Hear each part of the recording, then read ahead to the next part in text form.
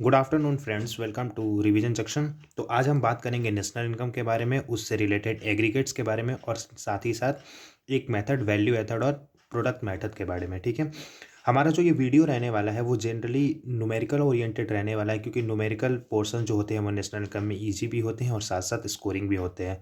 अगर आप थोड़ा बहुत भी कॉन्सेप्ट को समझ जाएंगे तो आप ईजिली न्यूमेरिकल को सॉल्व कर पाएंगे और ईजिली एग्जाम में मार्क्स ले पाएंगे। ठीक है, अब यहाँ तक जब आप आए हैं तो मैं ये अजीम करके चलूँगा कि थोड़ा बहुत आप नेशनल इनकम के बारे में जानते हैं, इसीलिए हम लोग बहुत ज़्यादा इन डिटेल डिस्कशन नहीं करेंगे। थोड़ा बहुत कॉन्सेप्ट को समझेंगे, फॉर्मूला देखेंगे, एक क्वेश्चन सॉल्व करेंगे और साथ ही साथ आप अपने क्वेश्चन को प्रैक्टिस कीजिएगा। फिर अगर कोई डाउट होगा तो आप कमेंट सेक्शन में मेरे से पूछ सकते हैं। ठीक है, तो सबसे बेसिक क्वेश्चन ये आता है कि नेशनल इनकम होता क्या है। देखो, जैसा कि मैंने ये लिखा हुआ है, ऑलरेडी मैं लिखा हुआ हूँ और कुछ जो बातें मुझे समझानी होंगी वो मैं राइट करके दोबारा से समझा दूंगा। और साथ ही साथ अगर आपको पूरा थ्योरेटिकल पोर्शन चाहिए तो वो मैं पीडीएफ डिस्क्रिप्शन में अपलोड कर दूंगा। ठीक है, तो आप वहाँ से ले सकते हैं। ठीक है, तो सबसे पहले समझते हैं कि नेशनल इनकम होता क्या है। देखो, नेशनल इनकम में जैसे मान लो कि ये अपनी कंट्री है। ठीक है, अगर हम इंडिया की बात करें, ठीक है, तो इंडिया में किसी भी रेसिडेंट के द्वारा, ठीक है, total money value, net money value, यहाँ पे देखो नेट मनी वैल्यू की बात होगी। जब कभी भी हम फैक्ट, देखो दो पॉइंट आप लोगों ने पढ़ा होगा, एक फैक्टर कॉस्ट के बारे में पढ़ा होगा, एक मार्केट प्राइस के बारे में पढ़ा होगा। ठीक है, तो जब कभी भी हम फैक्टर कॉस्ट के बारे में पढ़ेंगे तो फैक्टर कॉस्ट के बारे में जब भी बात होती है तो हम वहाँ पे बात करेंगे net money value, net money value की। ठीक है, और एमपी के बारे में बात करेंगे तो हम बात करेंगे मार्केट वैल्यू की। ठीक है, तो ये एक बेसिक डिफरेंस आप लोग अपने दिमाग में रखना है। ठीक है, तो फिर हम यहाँ पे आते हैं कि किसी भी कंट्री के अंदर, मान लो कोई ये कंट्री की बाउंड्री है तो इसके अंदर रेसिडेंट रहते होंगे। ठीक है, तो इन रेसिडेंट के द्वारा जो भी यहाँ पे गुड्स एंड सर्विसेज प्रोड्यूस हो रहा है और उस गुड्स एंड सर्विसेज का जो नेट मनी वैल्यू है, नेट मनी वैल्यू, यही, और अकाउंटिंग ईयर में ये भी याद रखना, goods and services net money value in an accounting year. ठीक है, इन एन अकाउंटिंग ईयर, इसको ही हम लोग नेशनल इनकम बोलते हैं। और नेशनल इनकम को हम लोग कैसे दर्शाते हैं, NNP-FC। NNP हम अभी सारे एग्रीगेट्स को क्लियर करेंगे तो NNP-FC से आप समझ सकते हैं कि नेशनल इनकम निकल जाएगा। अब जितने भी एग्रीगेट्स के यहाँ पे डेफिनेशन लिखने होंगे आपको, तो आपको एक के डेफिनेशन पता चल गया कि नेशनल इनकम होता क्या है। अब आसानी से आप एग्रीगेट्स के हेल्प से, ठीक है, जैसे अगर नेट से आपको ग्रॉस पे जाना है तो आपको ये पता है कि प्लस डेप्रिसिएशन करते हैं, इसके बारे में हम लोग डिटेल में डिस्कशन करेंगे। फैक्टर कॉस्ट से मार्केट प्राइस पे जाना है तो आप प्लस NIT करते हैं।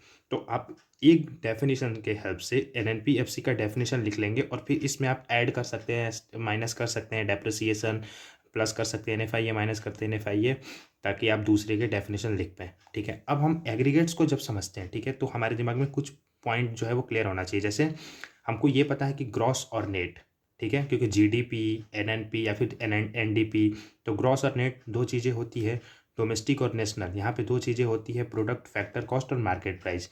देखो, ये शॉर्टकट तरीका है, अगर आपको इतने सारे पॉइंट पता होंगे तो आप आसानी से कोई भी एग्रीगेट्स निकाल पाओगे। जैसे मान लो ये ग्रॉस हो गया, ठीक है, ये डोमेस्टिक हो गया, ये प्रोडक्ट हो गया और ये फैक्टर कॉस्ट हो गया।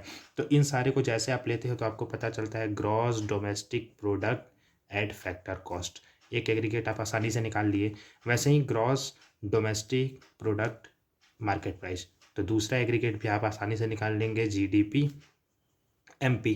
फिर आते हैं हम gross national product at factor cost, तो ये तीसरा निकल जाएगा, GNP-FC। ठीक है, जब GNP-FC निकल गया तो एक GNP-MP भी निकल जाएगा।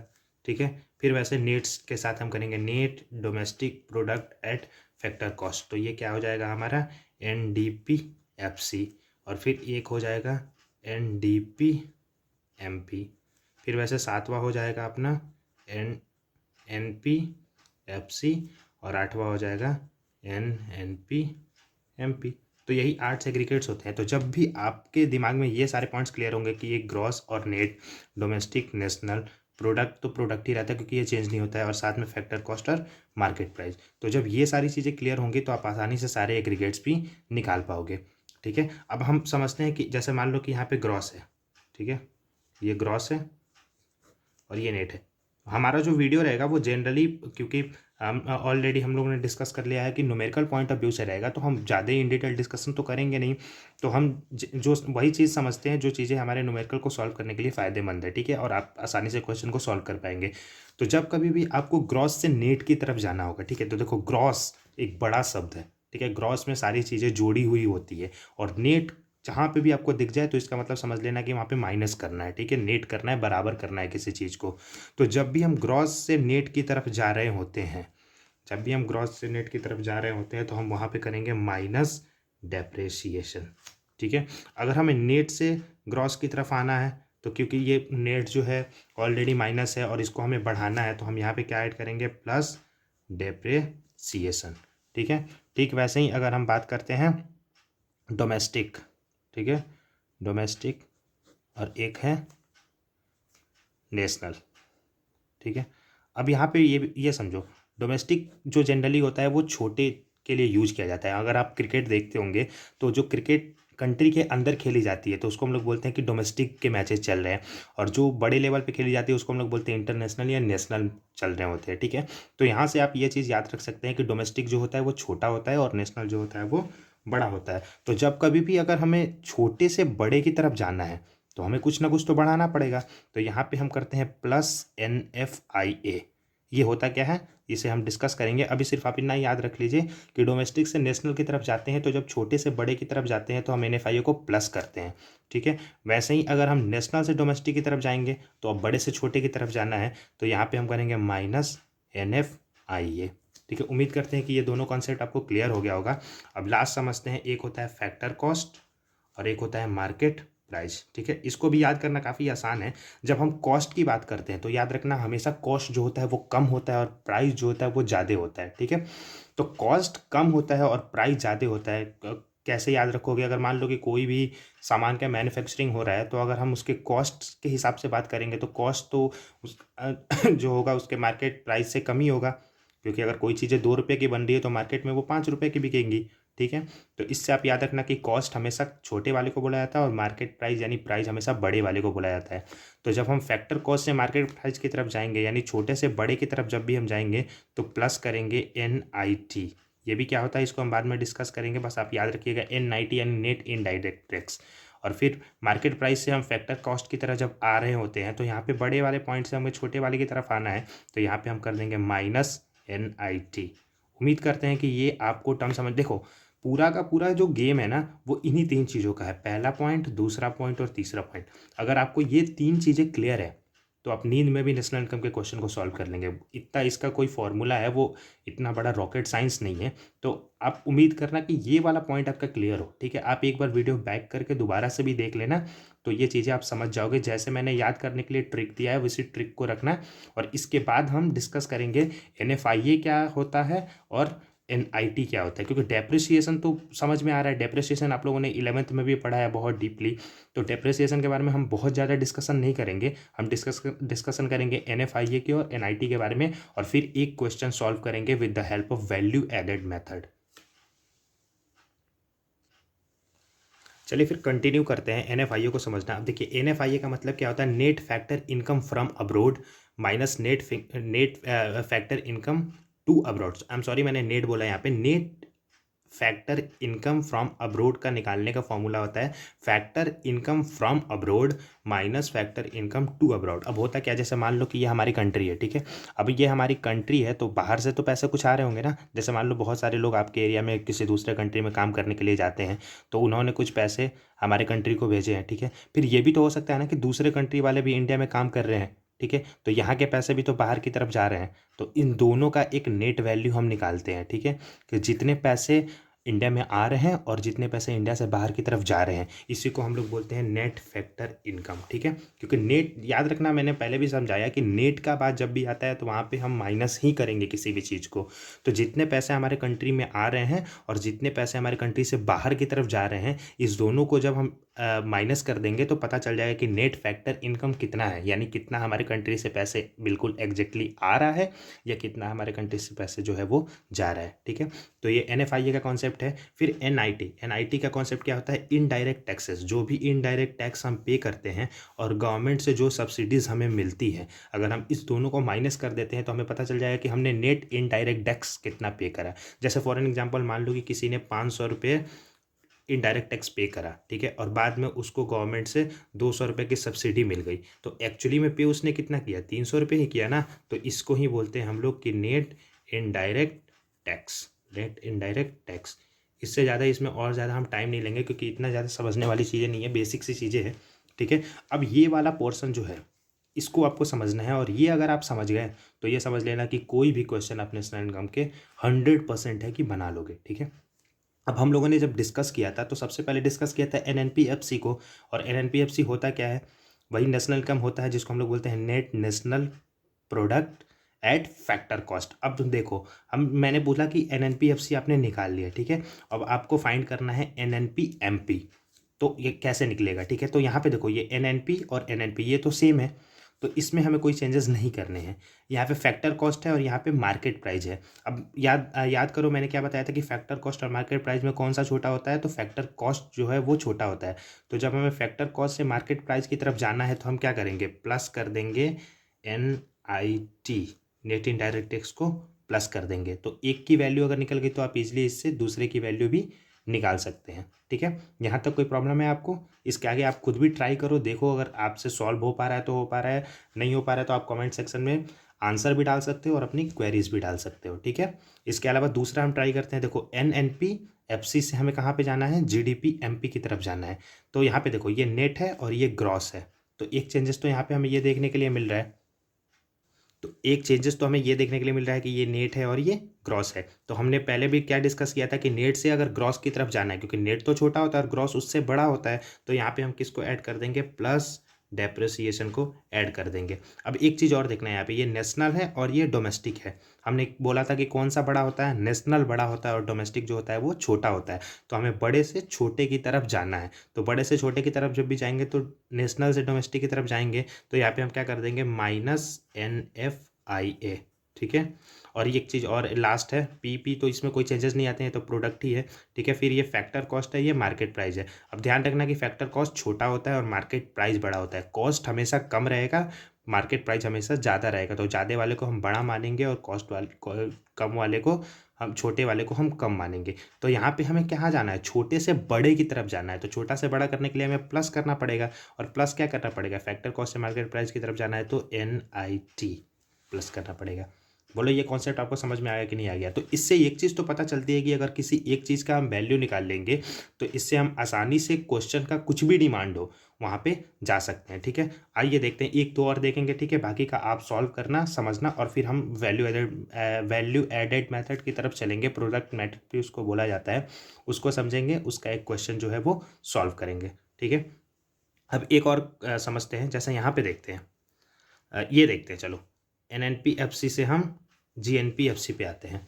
तो यहाँ पे देखो नेट और ग्रॉस, फिर से वही चेंजेस आया, हमें नेट से ग्रॉस की तरफ जाना है तो हम क्या करेंगे? Plus depreciation. ठीक है, नेशनल से नेशनल, तो इसमें कोई चेंजेस नहीं आएगा। प्रोडक्ट कोई चेंज नहीं आता है। फैक्टर कॉस्ट से फैक्टर कॉस्ट कोई चेंजेस नहीं आता है, तो ये बिल्कुल सिर्फ प्लस डेप्रिसिएशन कर देंगे तो इसकी वैल्यू जो है वो निकल जाएगी। ठीक है, अब आते हैं एक ये लास्ट देख लेते हैं। GNP से हमें जाना है, GNPFC से हमें जाना है NDPMP पे। अब यहाँ पे देखो ग्रॉस से नेट की तरफ जाना है, यानी बड़े से छोटे की तरफ जाना है, तो यहाँ पे हम क्या करेंगे? Minus depreciation. नेशनल से डोमेस्टिक की तरफ जाना है, अगेन नेशनल जो होता है वो बड़ा होता है और डोमेस्टिक जो होता है वो छोटा होता है। देखो बड़े छोटे का इन द सेंस ये मत मान लेना कि मैं बड़ा छोटा ही बोल रहा हूँ, ये सिर्फ आपको याद कराने के लिए मैं ऐसा बोल रहा हूँ ताकि आपको याद रहे कि नेशनल लेवल पे जो गेम होते हैं वो बड़े होते हैं, डोमेस्टिक लेवल पे जो गेम होते हैं वो छोटे होते हैं। तो आपको ऐसे याद रहे तो आप जो है वो ईजिली इस फॉर्मूला को पुट कर पाए। तो हमें नेशनल से डोमेस्टिक की तरफ जाना है, यानी बड़े से छोटे की तरफ जाना है, तो यहाँ पे हम क्या कर देंगे? -NFIA। और factor cost, again factor cost छोटा है और मार्केट प्राइस बड़ा है, तो यहाँ पे हम प्लस कर देंगे नेट इनडायरेक्ट टैक्स। इसके अलावा जो बाकी के एग्रीगेट्स हैं वहाँ पे आप क्रॉस करना कोशिश करना, सबको सॉल्व करने की, और सॉल्व करने के बाद आप कमेंट सेक्शन में ज़रूर बताना कि आपका आंसर जो है वो क्या आया है, ठीक है। अब दो जो कॉन्सेप्ट है इसमें बच्चे बहुत ज़्यादा कंफ्यूज होते हैं, उसको मैं चाहता हूँ कि मैं डिस्कस कर लूँ। एक तो है नॉमिनल जीडीपी और एक है रियल जीडीपी। आप कभी भी न्यूज़पेपर में भी पढ़ोगे तो आपको दोनों टर्म जो है वो देखने के लिए मिलेगा, ठीक है। कभी आपको नॉमिनल जीडीपी देखने के लिए मिलेगा, कभी आपको रियल जीडीपी देखने के लिए मिलेगा। तो नॉमिनल जीडीपी की होता है क्या, देखो नॉमिनल जीडीपी के अकॉर्डिंगली इंडिया जो है वो 5th रैंक पे है पूरे वर्ल्ड में, ठीक है। नॉमिनल जीडीपी कैलकुलेट कैसे होता है, इसमें देखो जो प्राइस लिया जाता है नॉमिनल जीडीपी में, ठीक है, वो प्राइस जो लिया जाता है प्राइस ऑफ करेंट ईयर ही लिया जाता है। जो भी हम गुड्स एंड सर्विसेज का ले रहे हैं तो प्राइस ऑफ करेंट ईयर, अगर 2022 का देख रहे हैं तो 2022 का ही हम प्राइस भी लेंगे और उसको मल्टीप्लाई करेंगे क्वांटिटी ऑफ करेंट ईयर से ही, क्वांटिटी ऑफ करेंट ईयर। तो ये होता है नॉमिनल जीडीपी। अब नॉमिनल जीडीपी तो आपको साफ पता चल गया क्योंकि ये इन्फ्लेशन के साथ यहाँ पे इन्फ्लेशन के साथ ही काउंट हो रहा है। जैसे करेंट ईयर का प्राइस अगर हम देखेंगे तो इसमें इन्फ्लेशन भी ऐड रहेगा। तो यहाँ पे हम ये इसको कैसे कैलकुलेट करते हैं, ये क्वार्टरली कैलकुलेट किया जाता है और एनुअली कैलकुलेट किया जाता है, ठीक है। ये कंपैरिजन के लिए होता है एक्चुअली में, एक साल के अंदर कितना ग्रो किया। जैसे आप देख पाओगे कि फर्स्ट क्वार्टर में जो हमारी जीडीपी ग्रोथ है वो इतनी है, सेकंड क्वार्टर में इतनी है, थर्ड क्वार्टर में इतनी है। तो ये सिर्फ एक कंपैरिजन के लिए होता है। रियल जीडीपी जो होता है, रियल जीडीपी में होता क्या है कि क्वांटिटी तो हम प्रेजेंट ईयर की ही लेते हैं, क्वांटिटी जो है क्वांटिटी ऑफ करेंट ईयर, ठीक है, क्वांटिटी ऑफ करेंट ईयर। लेकिन इसमें हम जो मल्टीप्लाई करते हैं प्राइस, और वो प्राइस जो रहता है वो बेस ईयर का रहता है। प्राइस किसका रहता है, बेस ईयर का रहता है। तो ये होता है रियल जीडीपी। तो छोटा सा टर्म था लेकिन बहुत सारे बच्चे इसमें कंफ्यूज होते हैं, तो मैं सोचा इसको डिस्कस कर लेता हूँ। तो अब आप कभी भी कहीं पे भी नॉमिनल जीडीपी और रियल जीडीपी पढ़ोगे तो आपको कुछ जो है वो डिफरेंसेस पता रहेंगे कि नॉमिनल जीडीपी जो होता है वो करंट ईयर के प्राइस पे काउंट होता है, और रियल जीडीपी जो होता है उसका प्राइस जो होता है वो बेस ईयर होता है। जैसे अगर बेस ईयर 2011 है तो 2011 में उस गुड्स एंड सर्विसेज का जो भी प्राइस रखा गया होगा वही प्राइस से मल्टीप्लाई किया जाएगा आज के क्वांटिटी से, फिर देखा जाएगा कि कितने चेंजेस आए हैं, ठीक है। अब हम आगे समझेंगे वैल्यू एडेड मेथड को, जिसको प्रोडक्ट मेथड भी बोला जाता है, और फिर उससे एक क्वेश्चन सॉल्व करेंगे। एक क्वेश्चन मैं आपको सॉल्व करने के लिए दूंगा और आप ईमानदारी से सॉल्व करना, जितने क्वेश्चन हो सके प्रैक्टिस करना। और देखो बहुत ईजी है नेशनल इनकम, ठीक है, और बहुत ही स्कोरिंग है। समझ लेना कि जितने भी नंबर के क्वेश्चन आ रहे हैं एग्ज़ाम में, ये बिल्कुल आप छोड़ोगे नहीं, ठीक है। थ्योरी पोर्शन आपको पढ़ना है, आप पढ़ सकते हो, लेकिन मुझे ये लगता है कि नेशनल इनकम में आपका न्यूमेरिकल कमांड ज़्यादा अच्छा होना चाहिए, इजी भी है और इस तरीके से ज़्यादा समझ में भी आता है, ठीक है। तो चलते हैं अगले पॉइंट की तरफ। चलिए अब समझते हैं वैल्यू एडेड मेथड, यानी ये पहला मेथड है, ठीक है, कैलकुलेट करने का नेशनल इनकम को।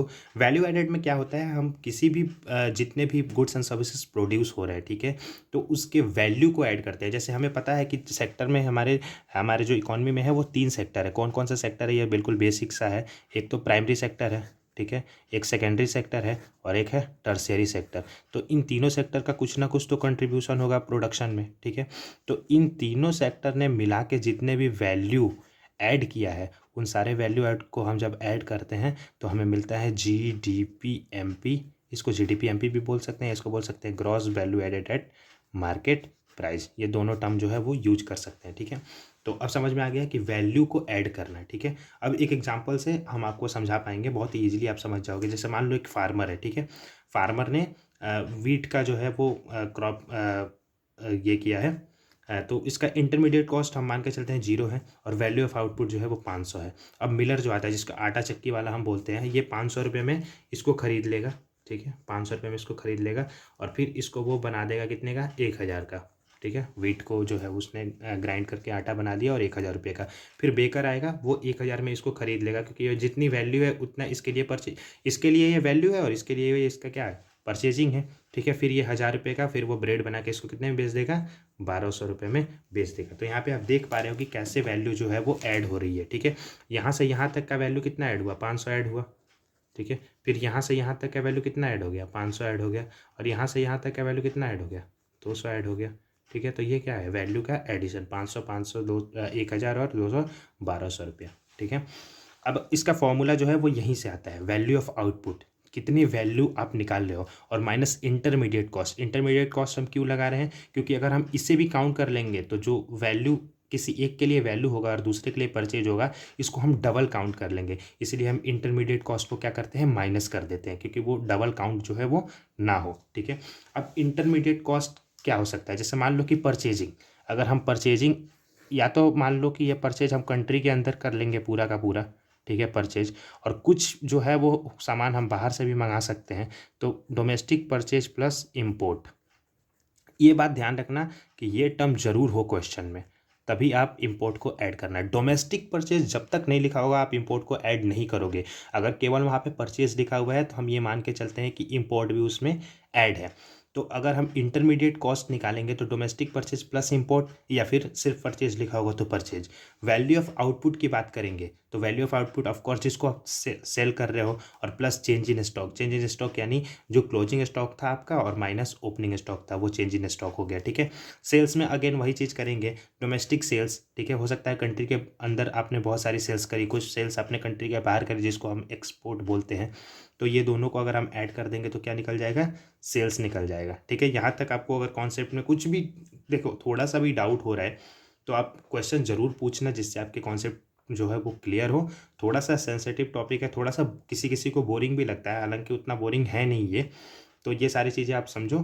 ठीक है, फिर हम अगेन क्वेश्चन जो है सॉल्व करेंगे। थोड़ा सा एक बार और डिस्कस कर लेते हैं। जैसे इंटरमीडिएट कॉस्ट, जब कभी भी क्वेश्चन में आपको डोमेस्टिक टर्म दिखाई दे, ठीक है, डोमेस्टिक दिखाई दे, तभी आपको इंपोर्ट या फिर एक्सपोर्ट को ऐड करना है। अनटिल एंड अनलेस अगर आपको ये चीज़ें नहीं दिखती है तो आपको ऐड नहीं करना है। तो हमें निकालना क्या है, ग्रॉस वैल्यू एडेड से gross value added at market price, या फिर gross domestic product at market price. अब जीडीपी एमपी जब आप कैलकुलेट कर लोगे तो जीडीपी एमपी के बाद से क्वेश्चन का कुछ भी डिमांड होगा, आप आसानी से क्या करोगे, उसको सॉल्व कर लोगे। ठीक है, अब आते हैं एक न्यूमेरिकल क्वेश्चन की तरफ, उसको सॉल्व करते हैं और फिर एक क्वेश्चन मैं आपको दूंगा सॉल्व करने के लिए। ठीक है, तो चलिए कंटिन्यू करते हैं क्वेश्चन के साथ। क्वेश्चन क्या है, क्वेश्चन की डिमांड है कि कैलकुलेट करना है आपको एनडीपीएफसी। पहला रूल, कभी भी न्यूमेरिकल सॉल्व करने के लिए आपको क्वेश्चन जो है वो बहुत अच्छे से पढ़ना है। दो चीज़ें आपको देखनी है कि एक कैलकुलेट किसको करना है और दूसरा मेथड कौन सा यूज करना है, ये दोनों चीज़ें देखना है। अगर आपको मेथड मेंशन नहीं है तो फिर आप फ्री हो, जो भी मेथड आप यूज करना चाहते हैं वो यूज करो। ठीक है, अगर एग्जाम में मेथड जो है वो मेंशन है कि आपको इसी मेथड से कैलकुलेट करना है तो फिर आपको मेथड वही यूज करना है। ठीक है, तो दो चीज़ें आपको देखनी है, क्या कैलकुलेट करना है और कौन सा मेथड यूज करना है। अब जैसे मान लो कि वैल्यू एडेड मेथड यहाँ पे यूज करना है, और आपको पता है कि वैल्यू एडेड का जो फॉर्मूला होता है वो होता है value of output minus intermediate cost. इसके अलावा जो भी चीज़ें डिमांडिंग हैं क्वेश्चन में जो दी हुई है, हो सकता है बहुत सारे क्वेश्चन के पॉइंट्स होंगे जिसको आपको इग्नोर करना होगा। ठीक है, जैसे अगर आप यहाँ पे देखो सब्सिडी, हो सकता है कि आगे यूज आ जाए जब हम कन्वर्ट करते हैं एग्रीगेट्स को। तो ठीक है, सेल्स ये तो हमें चाहिए ही चाहिए। डेप्रिसिएशन हो सकता है आगे यूज आ जाए, एक्सपोर्ट हो सकता है आगे यूज आ जाए। ठीक है, क्लोजिंग स्टॉक और ओपनिंग स्टॉक हो सकता है यूज में आ जाए। इंटरमीडिएट परचेज, ये तो हम लोगों ने कहीं ना कहीं डिस्कस किया है ग्रॉस वैल्यू एडेड में।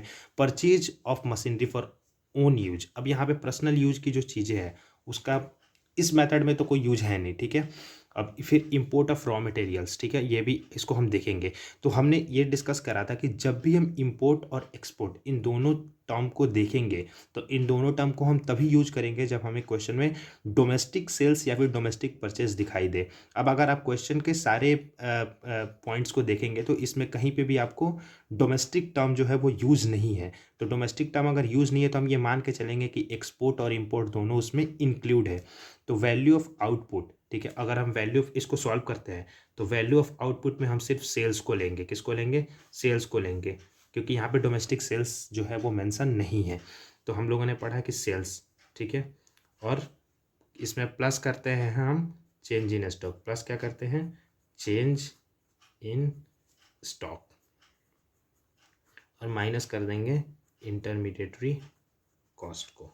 ठीक है, अब सेल्स जो है वो क्वेश्चन में ऑलरेडी दिया हुआ है, कितना है, 800 है, plus change in stock. Change in stock को हम लोगों ने डिस्कस किया था कि ओपनिंग स्टॉक और क्लोजिंग स्टॉक इन दोनों को देखना है हमें। ठीक है, तो closing stock minus opening stock, तो यहाँ पे हम क्या कर देंगे 20 माइनस 50। ठीक है, और माइनस कर देंगे इंटरमीडिएट परचेज। अब यहाँ पे देखना, यहाँ भी इंटरमीडिएट परचेज है, यहाँ पे डोमेस्टिक परचेज नहीं है, तो इस पूरे टर्म को हम जो है वो यूज करेंगे -500। अब इसको हम सॉल्व जब करते हैं तो ये तो 800 हो जाएगा, ये प्लस माइनस माइनस हो जाएगा कितना 30 और ये हो जाएगा -500। ठीक है, जब हम इसको सॉल्व करेंगे तो हमारी वैल्यू जो आएगी वो आएगी 270। तो ये जो 270 आ रहा है वो क्या आ रहा है GDP-MP। अब ध्यान रखिए आपने क्या निकाला है GDP-MP और आपको कैलकुलेट क्या करना है NDP-FC। अब हम निकाल लेंगे क्योंकि हमें पता है कि अब ऑलरेडी हम लोगों ने इस पर बहुत ज़्यादा टाइम दिया है कि कैसे एक एग्रीगेट से दूसरे एग्रीगेट की तरफ जाना है, ग्रॉस से नेट की तरफ जाना है। तो जो वैल्यू हमें निकालनी है यानी हमें निकालनी है NDP-FC, इसको रखेंगे लेफ्ट साइड में और इधर रखेंगे जो वैल्यू हमें पता है GDP-MP। अब देखो ग्रॉस से कहाँ जाना है, हमें नेट की तरफ जाना है यानी बड़े से छोटे की तरफ जाना है। तो हम क्या कर देंगे माइनस डेप्रिसिएशन। डोमेस्टिक ये भी डोमेस्टिक है भी, तो कोई चेंजेस नहीं लाना है। प्रोडक्ट ये भी मार्केट प्राइस से फैक्टर कॉस्ट की तरफ जाना है यानी बड़े से छोटे की तरफ जाना है। तो यहाँ पे हम क्या कर देंगे माइनस नेट इनडायरेक्ट टैक्स। ठीक है, तो GDP-MP कितना है 270। डेप्रिसिएशन यूज आ गया हमारे तो ये 30 है और माइनस नेट इनडायरेक्ट टैक्स। अब देखते हैं नेट इनडायरेक्ट टैक्स जो है वो कहाँ पे मेंशन है। इसमें देखो सब्सिडी तो मेंशन है, ठीक है, और नेट इनडायरेक्ट टैक्स का मतलब क्या होता है, जो भी हमने टैक्स पे किया है और इसमें माइनस करना है सब्सिडीज़ को। ठीक है, इस पूरे क्वेश्चन में हमें इनडायरेक्ट टैक्स कहीं दिख नहीं रहा है, तो हम ये मान के चलेंगे कि इनडायरेक्ट टैक्स कितना है 0 है और माइनस कितना है सब्सिडी जो है वो 40 है। ठीक है, तो अगर अब हम इसे सॉल्व करेंगे तो 270 माइनस 30 और ये माइनस माइनस हो जाएगा प्लस, तो इसकी वैल्यू कितनी आ जाएगी 280। तो हम NDP-FC जो है इससे आसानी से कैलकुलेट कर पाए हैं। कोई कन्फ्यूज़न मुझे नहीं लग रहा है कोई कन्फ्यूज होना चाहिए। बहुत ही इजी क्वेश्चन है। क्वेश्चन में आपको सिर्फ ये देखना है कि कैलकुलेट आपको क्या करना है और कौन सा वैल्यू कौन सा मेथड जो है वो यूज करना है।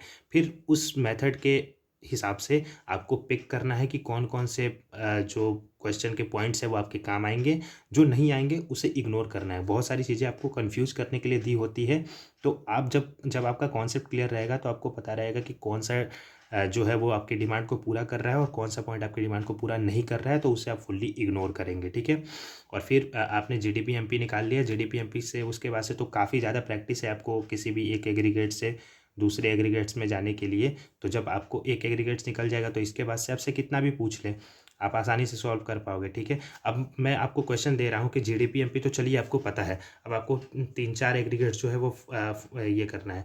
एक तो आपको निकालना है NNP-FC, ठीक है, जो निकल जाए इसमें। दूसरा आपको निकालना है GDP-FC, ठीक है। तीसरा आपको निकालना है GNP, क्योंकि N तो है नहीं इसमें तो N निकलेगा नहीं। ठीक है, तीसरा आपको निकालना है NDP-MP। ठीक है, ये 3 टर्म निकालिए। ठीक है, अगर कोई आपको ऐसा लग रहा है कि कोई भी इसमें पॉइंट आपको नहीं मिल रहा है, जैसे मान लो कि हो सकता है कभी NFIA का ज़रूरत हो और आपको NFIA नहीं दिख रहा है, तो आप NFIA की जगह पे क्या पुट कर दोगे 0, अगर आपको वैल्यू नहीं दिख रहा है तो। ठीक है, लेकिन आप यूज उसको ज़रूर करोगे। अगर आपको नेट इनडायरेक्ट टैक्स कहीं पे नहीं दिख रहा है तो आप उसको 0 पुट करोगे, लेकिन आप उसको यूज ज़रूर करोगे। ठीक है, इसी के साथ ये वीडियो मैं यहाँ पे ख़त्म करता हूँ। कोई भी क्वेश्चन हो तो आप कमेंट बॉक्स में पूछ सकते हैं और अगले वीडियो में हम एक्सपेंडिचर मेथड और इनकम मेथड दोनों को कंप्लीट करेंगे, दोनों से क्वेश्चन सॉल्व करेंगे और इसके साथ ही आप भी क्वेश्चन प्रैक्टिस करोगे। और अगर आपको ज़रूरत पड़े तो मैं एक प्रॉपर सिर्फ न्यूमेरिकल का एक वीडियो लेके आऊँगा जिसमें हम लगभग 5, 6, 7 जितने भी क्वेश्चन हो सकते हैं उतने क्वेश्चन अच्छे से डिस्कस करके उसको सॉल्व करेंगे। Thank you for watching. God bless you.